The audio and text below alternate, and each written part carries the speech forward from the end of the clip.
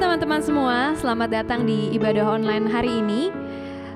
Saat ini saya mengajak teman-teman kita boleh tenangkan hati kita boleh tenangkan pikiran kita.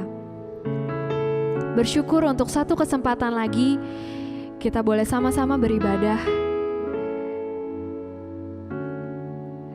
Kita mau tenangkan hati, kita mau berikan pujian-pujian yang terbaik untuk Tuhan.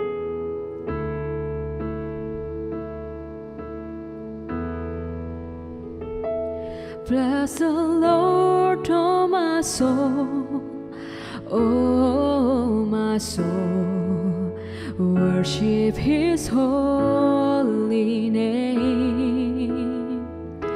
Sing like never before, oh my soul, I'll worship Your holy name.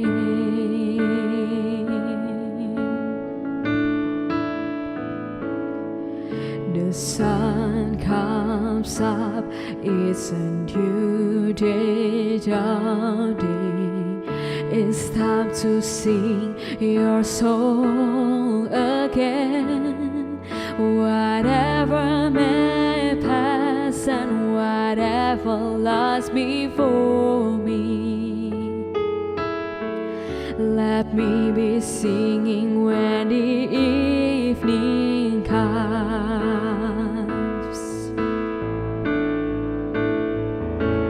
Bless the Lord, oh my soul, oh my soul, worship His holy name. Sing like never before, oh my soul, I worship Your holy name.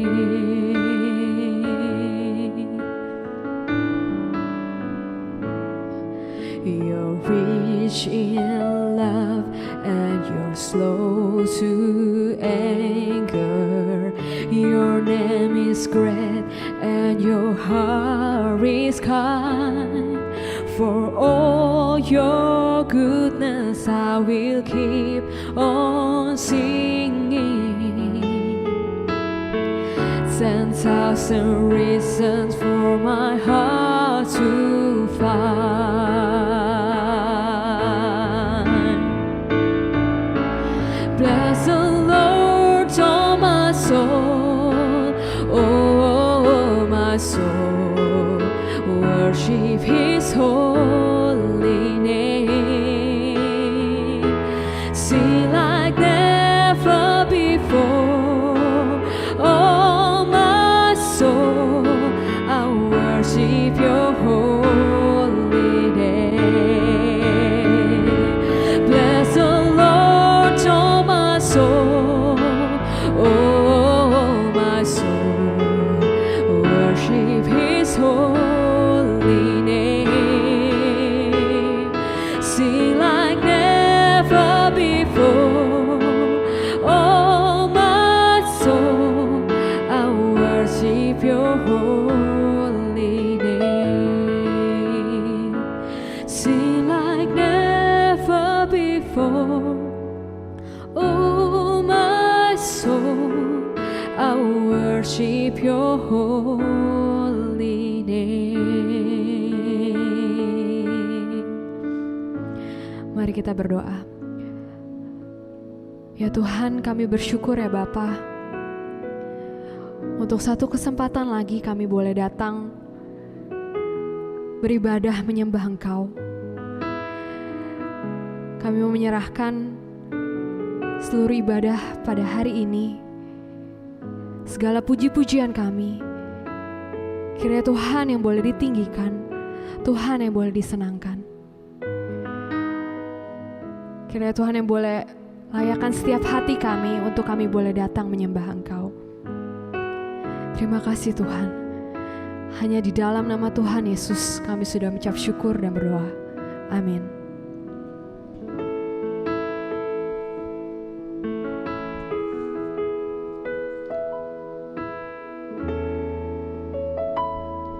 Kau Tuhan penolong dalam hidupku. Ku percaya hanya kepadamu. Kau pegang tanganku dan tuntun langkahku. Yesus, kau perlindunganku. Kau Tuhan, kekuatan dalam hidupku, penolongku dalam kesesakan. Kau gunung batuku dan pertahananku. Yesus, kau kemenanganku. Yesus, padamu ku berseru. Kaulah penyelamatku, terpujilah kau Tuhanku. Mulu ku memuji namamu sepanjang umur hidupku.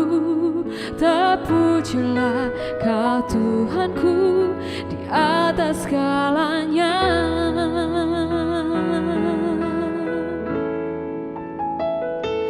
Kau Tuhan, kekuatan dalam hidupku, penolongku dalam kesesakan. Kau gunung batuku dan pertahananku. Yesus, kau kemenanganku. Yesus, padamu ku berseru. Kaulah penyelamatku, terpujilah kau Tuhanku. Mulu ku memuji namamu sepanjang umur hidupku. Terpujilah kau Tuhanku di atas segalanya. Kaulah sumberku aku, kaulah kehidupanku, kaulah pertahananku. Ku percaya padamu.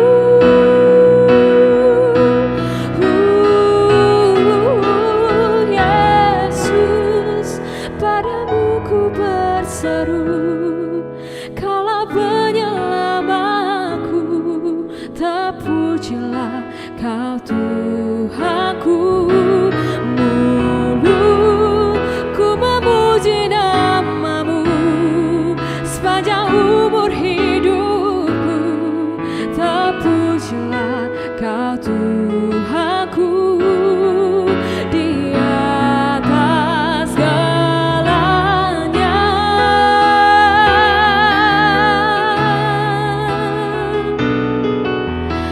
Oh, Yesus.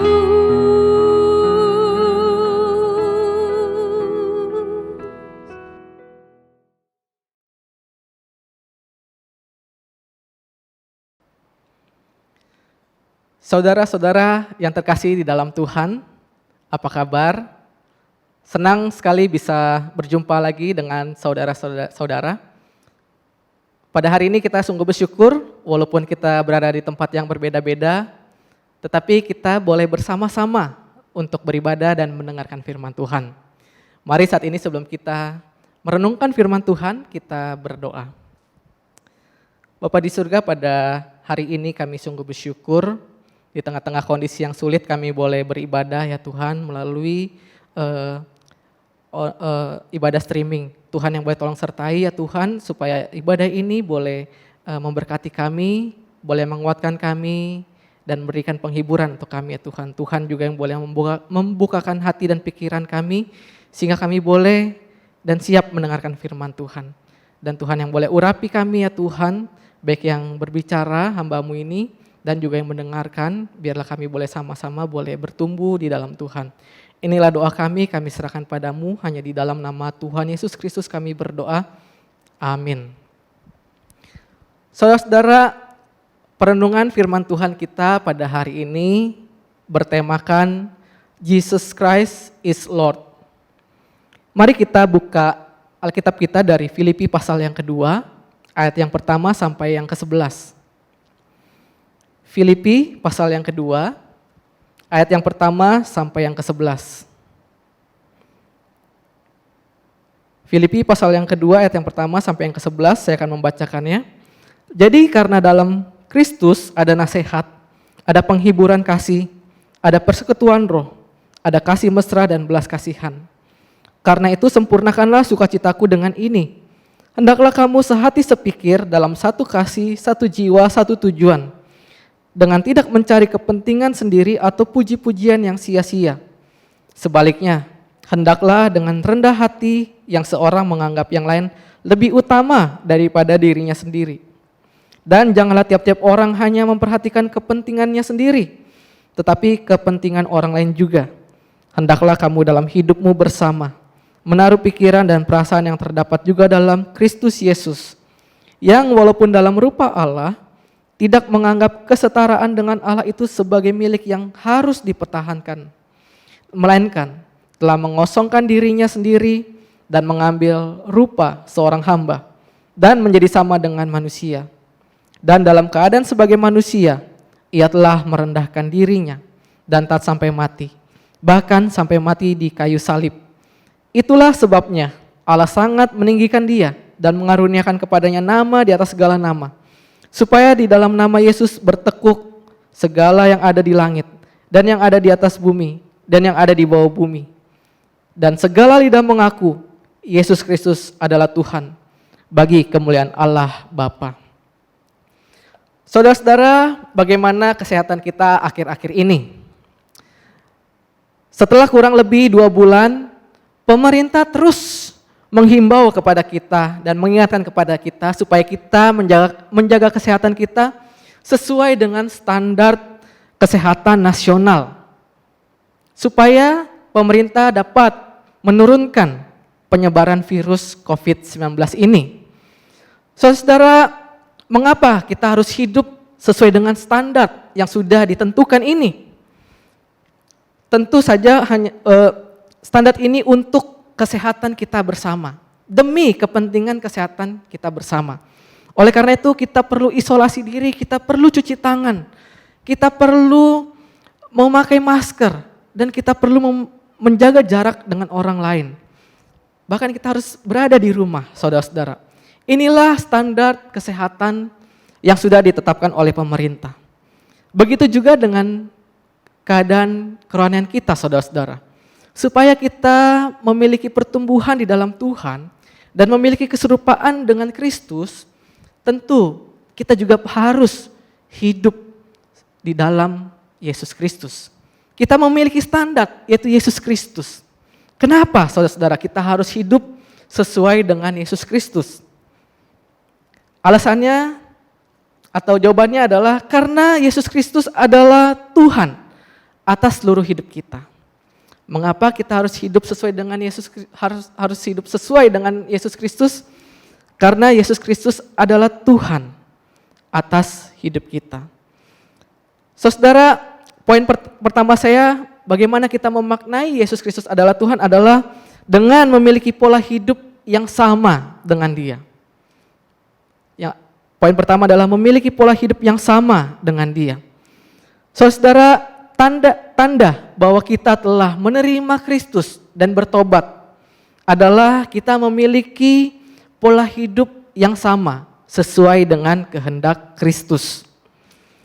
Pola hidup yang seperti apa? Pola hidup yang seperti yang Paulus katakan di dalam ayat yang pertama, saudara. Paulus menyebutkan bahwa di dalam Kristus ada nasihat, ada penghiburan kasih, ada persekutuan roh, ada kasih mesra dan belas kasihan. Saudara, maksud Paulus di dalam ayat ini adalah ketika orang atau kita sudah percaya kepada Tuhan, kita tentu memiliki tanda-tanda yaitu buah roh di dalam kehidupan kita.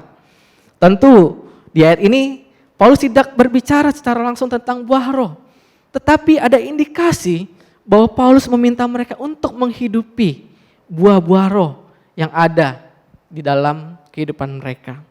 Saudara, Paulus menjelaskan pola ini bukan berarti jemaat Filipi tidak bisa dinasehati, gereja ini tidak ada persekutuannya, gereja ini tidak memiliki kasih. Tidak, saudara-saudara.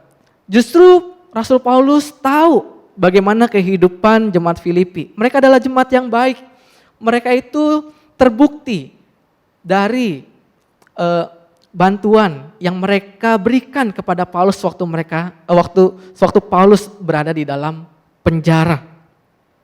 Saudara, tetapi Paulus melihat bahwa mereka perlu hidup lebih baik, yaitu mereka perlu hidup bersatu sebagai tubuh Kristus. Seperti di ayat yang kedua dikatakan, karena itu sempurnakanlah sukacitaku dengan ini. Hendaklah kamu sehati sepikir dalam satu kasih, satu jiwa, dan satu tujuan. Kenapa Paulus meminta mereka untuk bersatu? Saudara, ternyata di dalam penjara, Paulus mendengar bahwa jemaat Filipi sudah mulai muncul benih-benih perpecahan di dalam gereja. Oleh karena itu kita dapat melihat di ayat yang ketiga dan keempat, bahwa dikatakan ada orang yang mementingkan dirinya. Ada orang yang mencari puji-pujian yang sia-sia. Saudara, di dalam jemaat Filipi ini ada orang dan juga kelompok yang mementingkan dirinya sendiri. Mereka adalah golongan yang sombong. Mereka adalah orang-orang dan kelompok yang eksklusif. Mereka juga memfitnah supaya satu dengan yang lain saling menjatuhkan. Dan mereka juga ada yang memamerkan bagaimana mereka melayani Tuhan. Sehingga mereka mencari puji-pujian dari orang-orang yang ada di dalamnya. Bahkan saudara-saudara, perselisihan ini melibatkan pengurus gereja Filipi, yaitu Euodia dan Sintike. Seperti yang Paulus nasihati di dalam Filipi 4 ayat 2. Oleh karena itu saudara, Paulus menasihati mereka. Seperti di ayat yang ketiga dan keempat. Paulus berkata, hendaklah setiap orang merendahkan hati dengan menganggap kepentingan orang lain lebih penting daripada kepentingan diri sendiri. Dan juga perhatikanlah kepentingan orang lain juga. Saudara, bagi Paulus, hidup di dalam Tuhan berarti hidup di dalam kesatuan sebagai tubuh Kristus. Kesatuan dapat terjadi di dalam tubuh Kristus jika setiap orang bersama-sama merendahkan hati dan mau memperhatikan kepentingan orang lain. Kesatuan dapat terjadi jika setiap orang dapat memperhatikan kepentingan orang lain dan merendahkan hati. Saudara, beberapa waktu yang lalu, tepatnya mungkin bulan yang lalu, kita mendengar bahwa ada seorang anak kecil berusia 9 tahun, dia membawa celengannya, tabungannya ke kantor polisi. Untuk apa saudara? Ternyata anak kecil ini memberikan celengannya untuk diberikan kepada tim medis, supaya tim medis bisa membeli APD. Karena seringkali tim medis terkena atau terjangkit virus corona. Saudara, jumlah yang diberikan anak kecil ini hanya berjumlah Rp400.000. Sedangkan uang jajannya sehari-hari hanya Rp2.000. Dan dari uang Rp2.000 inilah dia tabung dan diberikan kepada orang yang membutuhkan. Saudara, melalui perbuatan anak kecil ini saya rasa kita perlu belajar banyak. Belajar bagaimana kita mementingkan kepentingan orang lain daripada kepentingan pribadi kita. Belajar bagaimana kita merendahkan hati untuk memperhatikan orang lain. Belajar bagaimana kita bersatu di tengah-tengah kondisi yang sulit. Kita menghadapi dengan kesatuan, saudara. Belajar bagaimana kita tidak mencari pujian dari orang lain dan keuntungan diri sendiri. Padahal bisa saja anak kecil ini menggunakan uang 400.000 rupiah ini untuk keperluannya sehari-hari dan keluarganya. Ataupun dia juga bisa menggunakan momen ini untuk mencari nama baik supaya orang-orang bisa mengenal dia. Tetapi dia tidak melakukannya, saudara. Saudara, saya rindu di antara kita, di tengah-tengah keadaan yang sulit seperti ini, baik itu di PRMI maupun di MYC, saya rindu ada anak Tuhan yang bisa bersatu untuk memperhatikan kepentingan orang lain. Saudara yang diberkati oleh Tuhan, pada saat ini juga Tuhan ingin mengingatkan kepada kita bahwa walaupun kita berada di tempat yang berbeda, pikiran dan hati dan kehendak yang berbeda-beda, tetapi Tuhan ingin kita tetap bersatu di dalam Tuhan. Pertanyaannya untuk kita di tengah-tengah keadaan ini adalah, apakah kita mau bersatu di dalam Tuhan? Apakah kita mau bersatu dengan orang yang seringkali berbeda pendapat dengan kita? Apakah kita juga mau merendahkan hati kita untuk menerima orang yang mungkin seringkali kita tidak anggap atau menerima kekurangan orang lain? Saudara, apakah kita juga mau di tengah kondisi seperti ini memaafkan kesalahan orang lain? Ataupun kita juga mau menggunakan kata-kata kita untuk saling menguatkan satu dengan yang lain, bukan untuk saling menyalahkan. Saudara, biarlah sebagai anak-anak Tuhan kita bisa kembali menghidupi pola kehidupan di dalam Tuhan, yaitu merendahkan hati, mementingkan kepentingan orang lain, sehingga tujuan untuk bersatu dapat kita capai bersama. Jika demikian, bagaimana kita memaknai Yesus Kristus adalah Tuhan atas hidup kita adalah, poin kedua saya adalah, memaknai Yesus Kristus adalah Tuhan berarti hidup mentuhankan Kristus. Berarti kita hidup mentuhankan Kristus.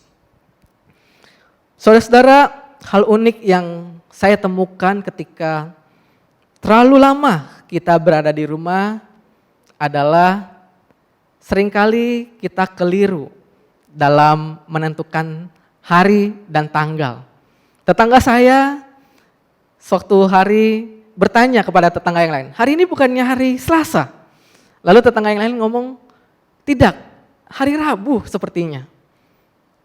Dan ternyata hari itu adalah hari Kamis, saudara-saudara. Nah, saudara, kekeliruan ini sering juga terjadi di dalam kehidupan kita sebagai orang Kristen. Mungkin sudah bertahun-tahun lamanya kita menjadi orang Kristen, tetapi kita menemukan kekeliruan. Bagaimana kita mengenal dan menempatkan Yesus Kristus? Siapa dia? Saudara, menempatkan Kristus sebagai Tuhan adalah hal yang terpenting di dalam iman Kristen kita. Dan inilah yang ditekankan oleh Rasul Paulus di ayat yang ke-5 sampai yang ke-8. Saudara, ayat ini ditulis oleh Paulus dalam bentuk syair pujian atau him dengan nilai kristologi yang sangat kuat. Paulus berharap supaya jemaat Filipi dan orang-orang percaya dapat dikuatkan imannya bahwa Kristus adalah Tuhan yang menjadi manusia. Mengapa hal ini harus ditekankan oleh Paulus? Saudara, karena seringkali kekristenan diserang dengan pertanyaan, apakah Yesus itu adalah Tuhan? Kalau dia Tuhan, apakah dia sungguh manusia? Ataupun hal yang dipertanyakan, apakah Yesus itu manusia? Jika dia manusia, berarti dia bukan Tuhan. Nah, saudara, Oleh karena itu marilah kita memaknai ketuhanan Yesus. Paulus di ayat yang kelima di dalam terjemahan lain, saya memakai terjemahan lain, Paulus itu seolah-olah meminta kepada jemaat Filipi untuk menjiwai kehidupan Kristus di dalam hati dan pikiran mereka. Supaya mereka benar-benar meresapi dan menjiwai siapa itu Tuhan, siapa itu Kristus. Saudara, kemudian dilanjutkan di ayat yang ke-6 sampai yang ke-8. Paulus ingin menjelaskan bahwa yang pertama di dalam ketuhanan Yesus, Yesus itu adalah Allah. Saudara, sebelum Yesus hadir di dunia ini, praeksistensinya itu bukanlah ciptaan yang dikatakan serupa dengan Allah. Melainkan kalau kita lihat di ayat ke-6 ini dikatakan dalam rupa Allah. Yang berarti Yesus itu adalah Allah. Yesus itu keberadaannya itu setara di dalam Allah Tritunggal. Dia setara dengan Allah Bapa dan Allah Roh Kudus. Jadi sebelum Yesus datang ke dalam dunia ini, dia adalah sungguh-sungguh adalah Allah. Yang kedua saudara, ketuhanan Yesus itu dapat kita lihat bahwa Yesus adalah Tuhan yang merendahkan diri. Saudara, kata ia tidak menganggap kesetaraannya dengan Allah sebagai hal yang terpenting, itu dapat kita maknai bahwa Yesus itu punya keinginan, atau ketika Yesus melepaskan kesetaraannya dengan Allah, itu bukan berdasarkan keterpaksaan, melainkan Yesus sendirilah yang memiliki hasrat dan keinginan untuk merendahkan dirinya. Dia melepaskan kesetaraannya dengan Allah. Lalu yang ketiga, saudara, mentuhankan Yesus itu dapat kita lihat berarti Yesus tidak kehilangan kealahannya. Saudara, kita dapat melihat kata dari ia mengosongkan diri. Saudara, ketika Yesus mengosongkan diri bukan berarti ia kehilangan statusnya sebagai Allah. Yesus tidak pernah kehilangan hakikatnya dan keilahiannya sebagai Allah. Melainkan kekosongan itu dapat diartikan bahwa dia sedang menambahkan atau memakai wujud yang lain. Dia menambahkan wujud yang lain ke dalam dirinya, yaitu wujud manusia. Sehingga di dalam wujud manusia, dia mengalami keterbatasan. Di dalam wujud manusialah dia mengalami yang namanya kesakitan, penderitaan, kemiskinan, dan kematian. Saudara, yang keempat, mentuhankan Yesus itu dapat kita lihat Yesus sebagai Tuhan yang menghamba. Saudara, kalau kita lihat kata hamba atau pekerjaan hamba adalah jabatan yang paling rendah, yang paling hina. Dan pekerjaan ini adalah pekerjaan yang tidak istimewa. Saudara, ketika Kristus mengambil rupa seorang hamba, berarti Kristus telah menyerahkan seluruh hidupnya untuk melayani manusia dan juga untuk melayani Allah. Bahkan hidupnya patuh dan taat kepada tuannya, yaitu Allah Bapa di surga. Saudara, yang kelima, mentuhankan Yesus itu berarti Yesus adalah Tuhan yang menderita.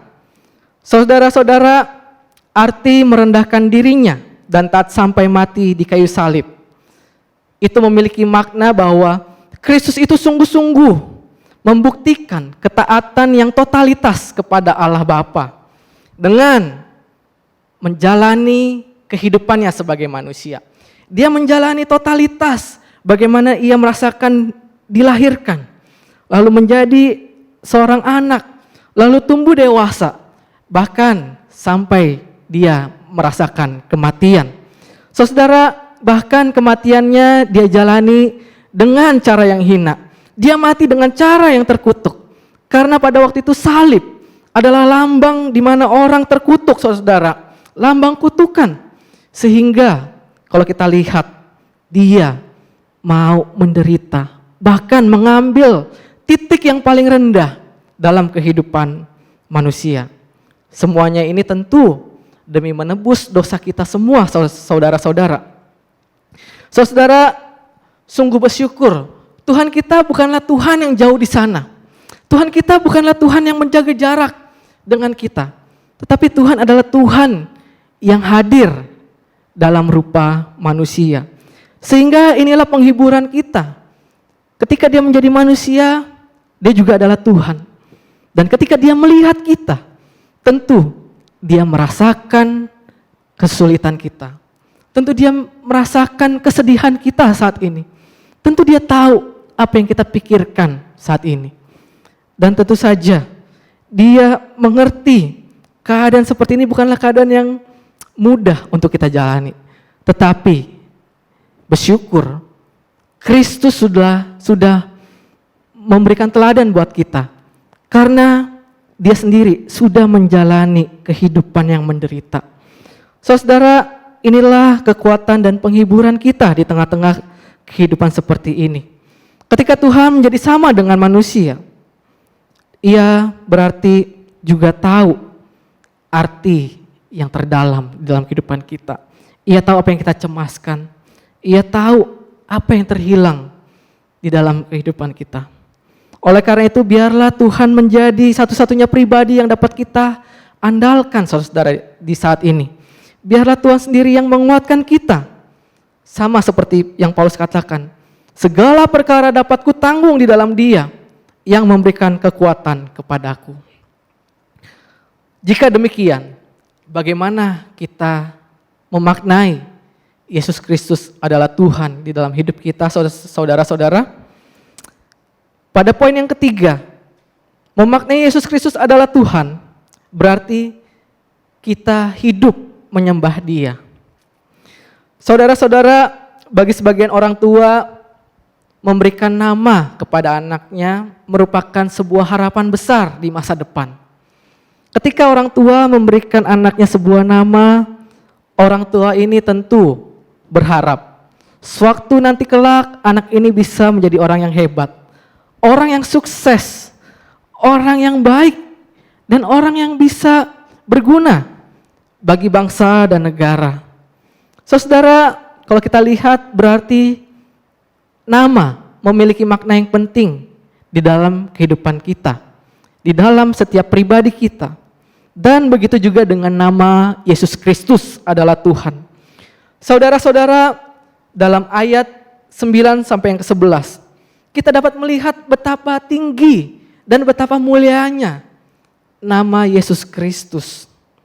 Saudara-saudara, ayat ini juga merupakan pujian penutup atau doksologi untuk memuliakan Tuhan. Saudara-saudara, menurut beberapa ahli Alkitab, ayat ini merupakan ayat yang begitu kuat mengandung tentang kerajaan. Di mana ada kerajaan, di situ ada raja. Ada yang berkuasa, ada yang bertahta, ada yang memerintah, dan ada yang menyembah. Saudara-saudara, konsep kerajaan ini dapat kita lihat dari ayat per ayat. Seperti pada ayat yang ke-9, Paulus berkata, Allah meninggikan Dia dan mengaruniakan nama di atas segala nama. Kalau kita lihat ayat ini, Paulus sedang ingin menjelaskan bahwa Allah Bapa sedang meninggikan Yesus dari posisi yang rendah sebagai seorang hamba, diangkat menjadi seorang yang penuh kuasa, yaitu nama di atas segala nama. Yang berarti Yesus diangkat sebagai Raja. Saudara-saudara, nama di atas segala nama juga merupakan lambang kekuasaan yang besar, di mana tidak ada tandingannya lagi, di mana tidak ada kuasa lain yang lebih besar daripada kuasa Kristus. Dan di ayat yang ke-10, kita juga dapat melihat kata bertekuk lutut. Saudara, arti kata ini merupakan ungkapan menunjukkan rasa penghormatan, rasa penyembahan, dan penyerahan diri terhadap kuasa yang sangat besar. Hal ini berarti kekuasaan Yesus itu begitu besar sehingga ketika bertekuk lutut itu berarti seluruh makhluk ciptaan yang ada di surga, yang ada di dalam bumi, bahkan yang ada di dalam alam maut sebagai musuh Allah, mereka menyembah, mereka menghormati, mereka menyerahkan diri dan mengakui Yesus Kristus adalah Raja dan Tuhan.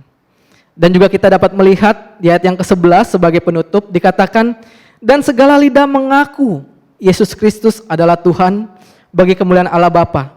Saudara-saudara, dalam ayat ini penekanan Paulus adalah kata Tuhan di dalam Yesus Kristus adalah Tuhan. Apa artinya kata Tuhan? Saudara-saudara, dalam bahasa Yunani, Tuhan itu disebut kurios yang memiliki beberapa makna, yaitu Tuhan, Tuan, yang terhormat, dan yang berkuasa. Saudara, kalau kita melihat arti kata ini memiliki indikasi bahwa Yesus Kristus adalah Raja yang berkuasa. Yesus Kristus adalah Raja yang dihormati. Sehingga ketika dikatakan segala lidah mengaku, berarti ada pengakuan secara iman oleh seluruh ciptaan bahwa satu-satunya Tuhan dan Raja di alam semesta ini adalah Yesus Kristus. Saudara, kalau kita melihat pujian ini atau doksologi ini, kita melihat betapa tingginya Kristus dimuliakan dan ditinggikan. Saudara, doksologi ini Paulus tulis juga untuk menguatkan jemaat iman Filipi pada saat itu dari tekanan kerajaan Romawi. Karena pada saat itu kerajaan Romawi menekan semua orang, bahkan orang Kristen, untuk sujud menyembah Kaisar Romawi. Sehingga melalui doksologi ini, Paulus berharap Filipi dan juga orang percaya memiliki iman bahwa satu-satunya Tuhan dan Raja kita adalah Yesus Kristus. Jadi dengan mengakui Yesus Kristus adalah Tuhan, berarti sama saja kita juga sedang memuliakan Allah Bapa di surga. Saudara-saudara, melalui ayat ini, setidaknya Paulus ingin mengingatkan kepada kita, siapa kita dan siapa Tuhan. Walaupun saat ini kita sedang dilanda keadaan yang sulit, pertanyaannya, apakah saudara-saudara masih mengakui bahwa Tuhan kita dan Raja kita adalah Yesus Kristus? Apakah saudara-saudara percaya bahwa Tuhan berkuasa atas segala kondisi yang terjadi di dalam dunia? Apakah saudara-saudara percaya bahwa kehidupan kita di dalam pengawasan Tuhan yang berdaulat atas bumi ini? Saudara-saudara yang dikasihi oleh Tuhan, jika kita percaya bahwa Dia adalah Tuhan dan Raja, biarlah kita menyadari bahwa hidup kita adalah hidup yang terbatas. Hidup kita adalah hidup yang penuh dengan kelemahan. Hidup kita adalah hidup yang perlu bergantung kepada kuasa yang besar. Oleh karena itu, di tengah-tengah kondisi yang sulit seperti ini, tentu Tuhan satu-satunya yang dapat kita andalkan. Tentu kita membutuhkan kuasa Tuhan yang begitu besar. Biarlah kita juga dapat belajar menyembah Tuhan. Karena pertolongan kita datangnya dari Tuhan yang menciptakan langit dan bumi ini, saudara-saudara. Sehingga kita dapat percaya bahwa ketika Dia menciptakan bumi ini dengan begitu baik, tentu kondisi yang begitu buruk saat ini, Dia pun mampu mengubah menjadi baik sama seperti semula. Saudara, biarlah di dalam aktivitas kita yang mungkin terbatas saat ini, biarlah setiap aktivitas kita juga dapat memuji Tuhan.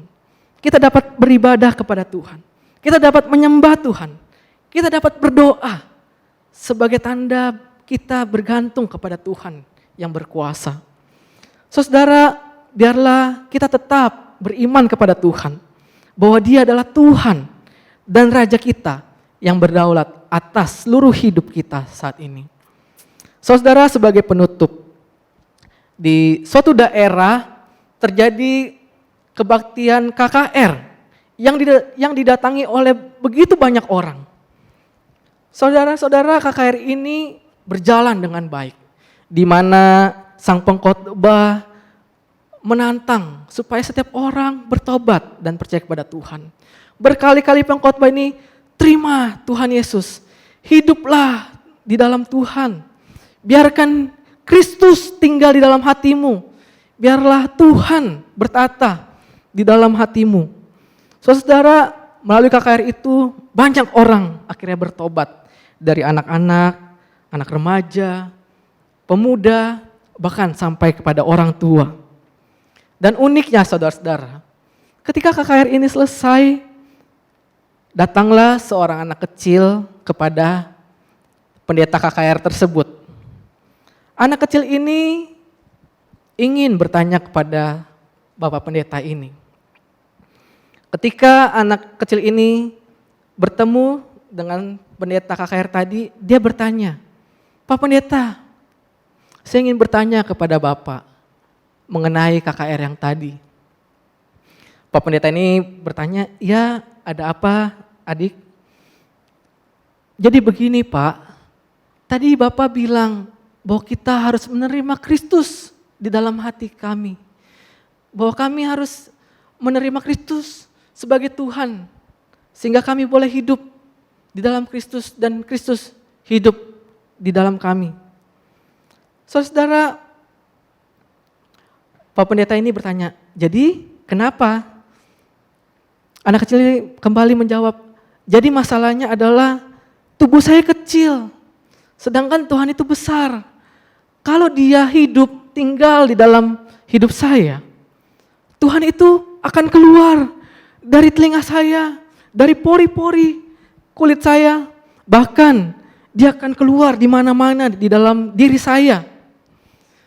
Melihat hal ini, Pak Pendeta ini berkata, justru itu adalah poin yang paling terpenting yang ingin saya sampaikan tadi. Saudara-saudara, ini juga poin yang ingin saya sampaikan kepada kita semua. Ketika kita mengakui Yesus Kristus adalah Tuhan, berarti hidup kita harus menonjolkan Kristus.